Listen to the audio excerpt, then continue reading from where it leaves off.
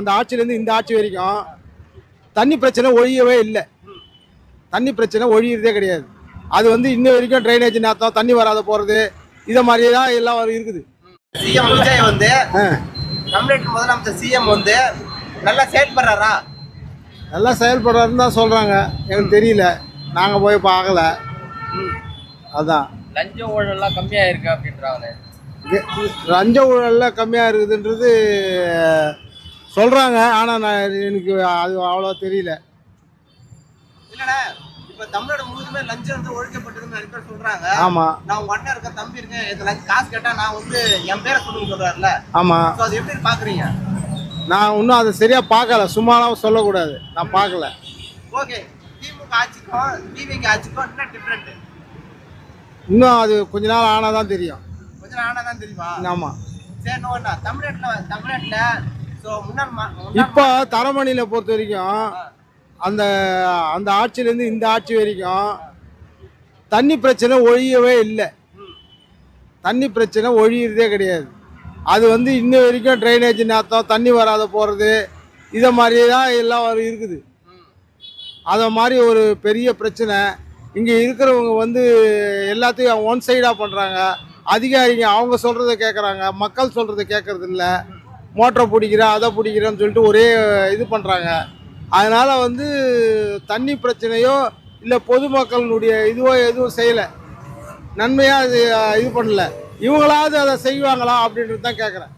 Okay, திமுக ஆட்சியில் இது மட்டும் இருந்ததா இல்லை தமிழக வெற்றி ஆட்சியில் இருந்தா? தமிழக ஆட்சி திமுக ஆட்சின்றது இல்லை. முதல்ல ஆட்சியில் போன வருஷம் இந்த 5 வருஷத்தில் இந்த தண்ணி பிரச்சனை பெருசாக இருக்குது. ஹாஸ்டலுங்களுக்கெல்லாம் தண்ணி நிறைய கொடுக்குறாங்க. இப்போ வரைக்கும் தண்ணி கொடுக்குறாங்க. இன்னி வரைக்கும் என் வீட்டில் தண்ணி இல்லை. இதை வந்து பல அதிகாரிகிட்ட சொல்லி முடிச்சிட்டேன். ஆனால் வந்து யாரும் வந்து அதுக்கு நடவடிக்கை எடுக்கிற மாதிரி இல்லை. ஆனால் நீ மறுநாள் காலையில் வந்து மோட்ரு பிடிக்கிறேன்னு வந்து நிற்பாங்க. நான் லாரியில் தண்ணி வாங்கி ஊற்றி தண்ணி யூஸ் பண்ணிட்டு இருக்கும்போது மோட்டரை வச்சு பிடிச்சா என்ன அர்த்தம்? ஓகே, இப்போ தமிழ்நாட்டு முதலமைச்சர் சிஎம் விஜய் அவர்களுக்கு சொல்லணும், என்ன சொல்ல விரும்புறீங்க? விஜய்க்கு வந்து என்ன சொல்கிறேன்னா, எங்களுக்கு வந்து இந்த தரமணி மக்களுக்கு வந்து நல்ல இதுவே செய்யணும்.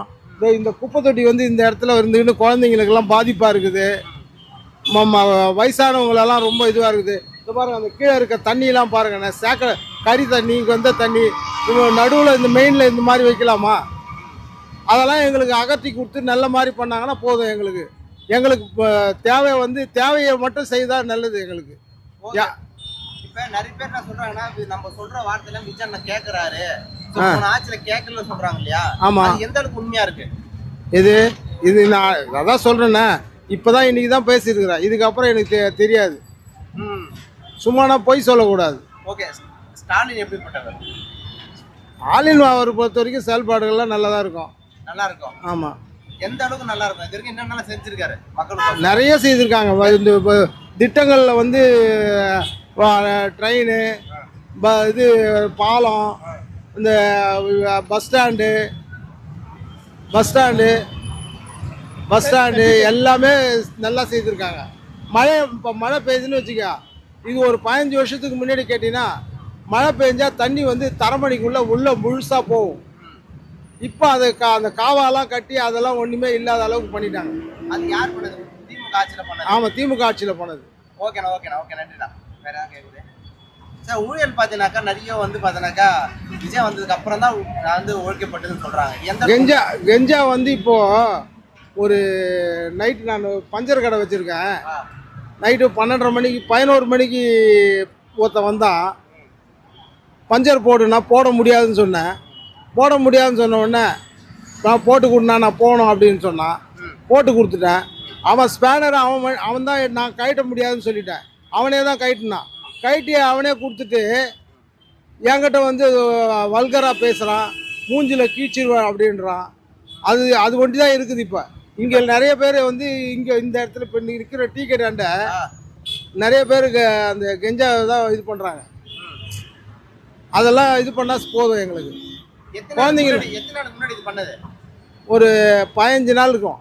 ஓகே, அப்போ தமிழ் வெற்றி ஆட்சியில் தான் நடந்திருக்கு. ஆமாம். நிறைய பேர் என்ன சொல்கிறாங்க, போதைப் பொருட்கள் நிறைய பார்த்தனாக்கா தமிழ் வெற்றி கழகத்தில் வந்து அழிச்சாச்சு. ஸோ இதுக்கப்புறம் போதைப் பொருட்களை பார்த்தோன்னா அதிகமாக இருக்காது, கொஞ்சமா குறைஞ்சிரும் சொல்றாங்களே, எந்த அளவுக்கு உண்மை? ஓரளவு குறையதான். இப்போ ஏன்னா முதல்ல வந்து அதிகமாக இருந்தது. அதிகமான வல்கராகவே பேசிகிட்டு இருப்பானுங்க. நம்ம இங்கே உட்காராத, சிகரெட் பிடிக்காதுன்னு சொன்னாலே ஓத்தாங்க அம்மான்னு கேட்பானுங்க. அதெல்லாம் இல்லை இப்போ. ஓரளவுக்கு இல்லை. ஓகே ஓகே, சூப்பர், நன்றிண்ணா. ஆ, அவ்வளோதானே.